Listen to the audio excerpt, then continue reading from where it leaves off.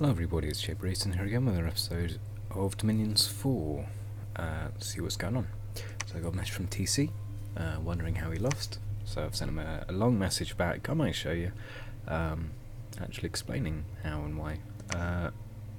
God's Awoken, which would have been really handy about 9 turns ago, but there we go, we took him imprisoned. We knew the risks. We lost the Bowl of Blood, wherever that is, I think it's down there somewhere. And we fought off some Black Hawks with Naiads and Koktyiads, which is to be expected. Right, there's not enough supplies in Witchhaven, which I think is the Priestess province. Let's go and have a look. Yep. We are unseen as well as Ascension, but they can't do anything once again. This province we're going into with the Gandharva and Naiads, and we are blessing them with the Onyx Priestess. Hopefully that'll give us even better results than last time. It'd be really handy to have this province going forwards. You know, if we can somehow engineer a slowdown / reconquest, that would be really positive. So that's more or less my goal here. I assume he's going to move into this province probably, which would be cool because then we can take him down here. But if he takes it. Takes on this one, well, who knows what will happen. It'll probably be alright, or, well, I say alright, it'll just be one of those. We're moving out of the province, so yeah, that's sort of how it is when you get to this point in a game of Dominions that you're losing. Right, anyway, in more positive news, this guy's awoken. He's got a head slot. I don't remember if I did that or if that's always been there. I think it's always been there. I don't really know why, but it is. He has sort of useful magic, theoretically.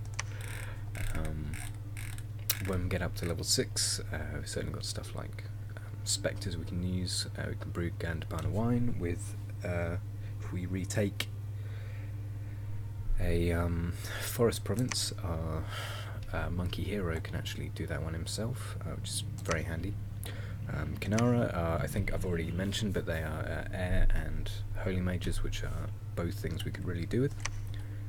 Although perhaps it would be nicer to have a bit more enchantment and alteration to make the most of the air. But we're in the position we're in. So, let's see if there's anything new opened up by the mod. I've never seen Living Acid before. That's intriguing. I think that's a battle spell though. So presumably that's some kind of weird, like gelatinous cube type thing. Tribe of Yetis looks fun. We unfortunately don't have the mages for it. Yeti Shaman, I would assume, is going to be a water, possibly air or death mage. Stream from Hades has been there since forever. Koktyiads are pretty good mages actually, and very useful for getting yourself further into death if you have a little death access. I believe they have water 3, death 3. I know certainly the Naiad, if you have water 3, nature 1 has nature 3 itself, which can be a very handy way to boost it up on a couple of factions, but especially guys like Niflheim, in fact, who have disproportionately good amount of water access compared to nature. But I think most people can tend to get to pretty standard to high levels of nature magic if they put any kind of effort into it at all. Now, there's one weird trick to get to higher level fire magic nowadays. Niflheimers hate it. Is to summon lions, or yeah, I think it is summon lions. Certainly one of the fire type summons. Fire drakes, I believe, get it as well. Anyway, when you get into enchantment, I think. Anyway, the one which makes your head blow up, but you turn into an animal. Thaumaturgy, possibly.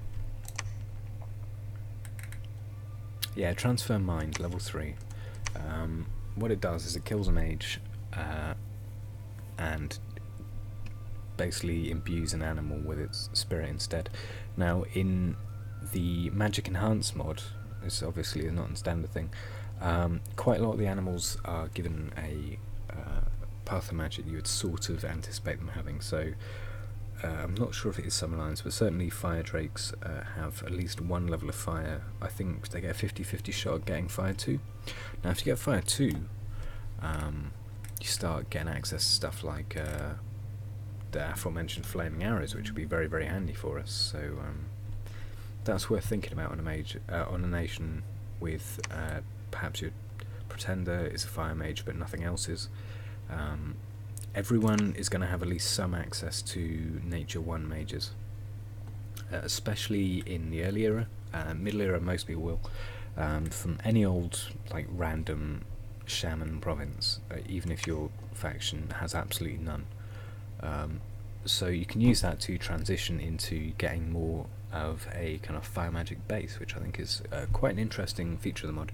Same goes for most other parts, I believe. Certainly for water, I think as well for air. There is a way to do it, but I forget which specific monsters it is. It might be amphitheaters, I'm not entirely sure. This guy is researching for some reason. I guess that's fine. The Windmaster, if we didn't have him, would have probably done a lot more searching. This is going to be a huge battle that's going to completely decide the game for me. I hope that it goes well, and that's all I really can do. So what we've got going on is we've got these big old stacks of elephants. These mages, I think we need to put a bit forward, perhaps.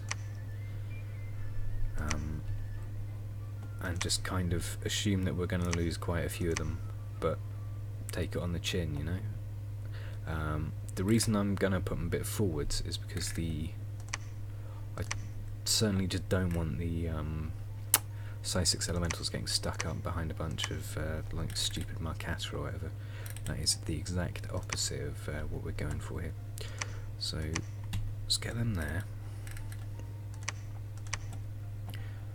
And let's go for it. This guy is absolutely fine to keep right at the back. That's acceptable. This looks about right. I don't know. It's certainly not perfect, but better than nothing. A lot better than nothing. And we'll get these guys going over there. So, given that the Nephil Giants are size 5, we'll get a fairly damaging size 6 trample attack on them all. I'm trying to think of good ways you can slow them up. So, see if Gibber's got anything interesting here. Those are stupid orders, don't know why I did that, must have been drunk or something. I guess they're going to be so cold resistant there won't make much odds whatever he does. Mud Warriors, probably not. Go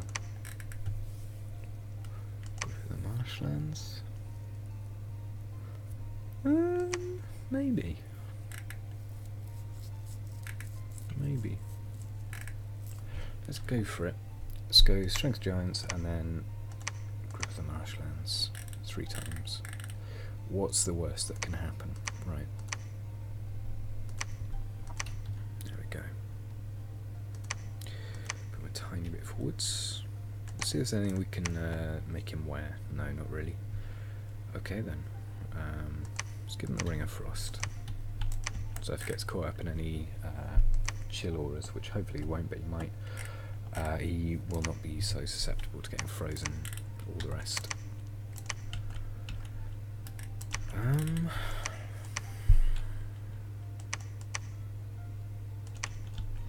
Yeah, I think that more or less does it for this turn. I've got some more Uvalar archers that I said I was never going to get, because it's just been one of those games, and I guess next turn we might do some casting with our Pretender. We might not, we'll have to see.